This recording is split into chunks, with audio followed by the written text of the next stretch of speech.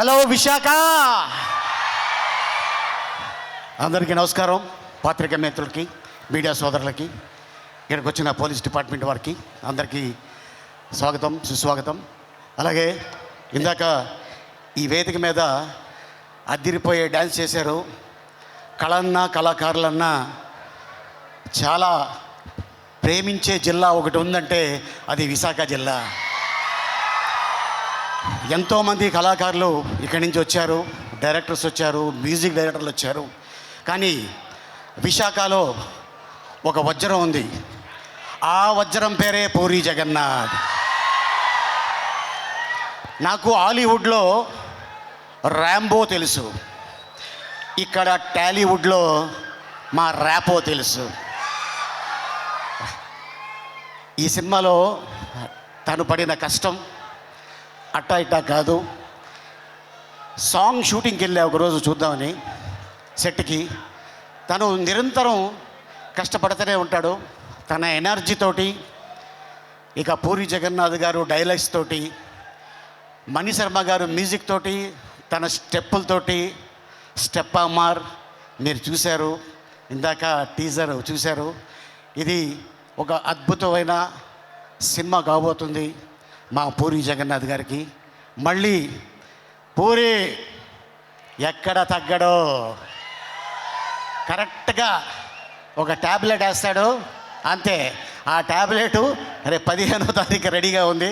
So మీరందరూ రెడీగా ఉండాలని, అలాగే పూరి ఫ్యాన్స్కి, రామ్ ఫ్యాన్స్కి.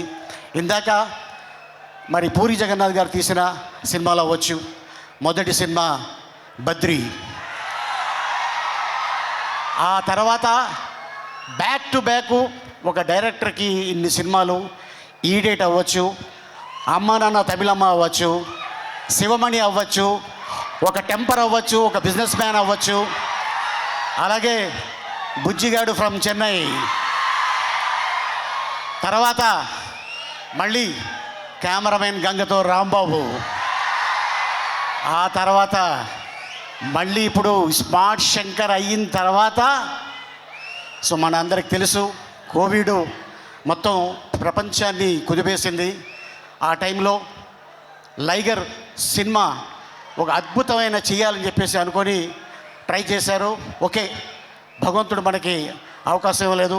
ప్రతి డైరెక్టర్కి, ప్రతి హీరోకి, ప్రతి నిర్మాతకి, ప్రతి బ్యానర్కి ఒక హిట్ ఫ్లాప్ ఉంటుంది. ఏ డైరెక్టర్ అయినా, ఏ నిర్మాత అయినా ఫ్లాపు తీయాలనుకోరు, హిట్ తీయాలి అనుకుంటారు. ఎందుకంటే జనాల్ని మెప్పించాలి, హిట్ కొట్టాలి అని ఆ ఉద్దేశంతో ఒక పాయింట్ని తీసుకొని సినిమా చేయడం జరుగుతుంది.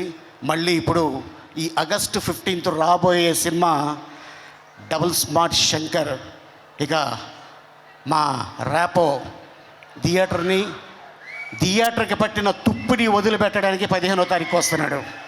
సో మీరందరూ రెడీగా ఉండండి. అలాగే ఇక మా కావ్య క్యా కామ్ కర్ దియా, అరే రే రే రే రే రే, అమ్మాయి ఏం డ్యాన్స్ చేసిందంటే అద్భుతంగా డ్యాన్స్ చేసింది. అలాగే ఇక మా వంశీ, అలాగే మా భద్రం, మా విషు, తను కూడా చాలా కష్టపడి, అలాగే మా నిర్మాత చార్మి కౌర్ గారు అండ్ ఎంటైర్ యూనిట్ ఈ సినిమాని సక్సెస్ చేయాలని చాలా కష్టపడ్డారు. డెఫినెట్గా ఫలితం దక్కుతుందని నేను ఆశిస్తున్నాను.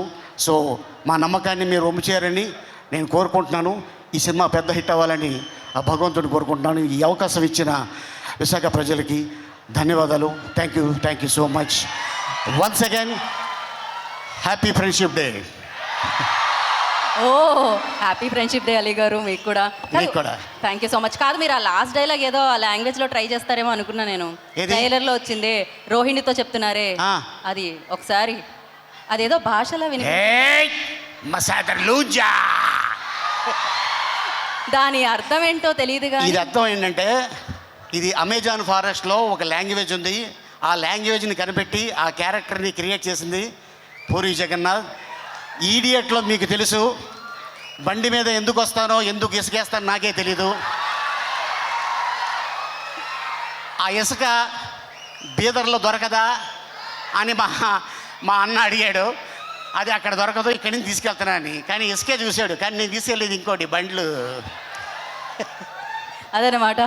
So thank you so much. దాని అర్థం ఏంటి అంటే హ్యాపీగా నవ్వుకోండి అంతే. నాకు అది డెఫినెట్గా ఎస్.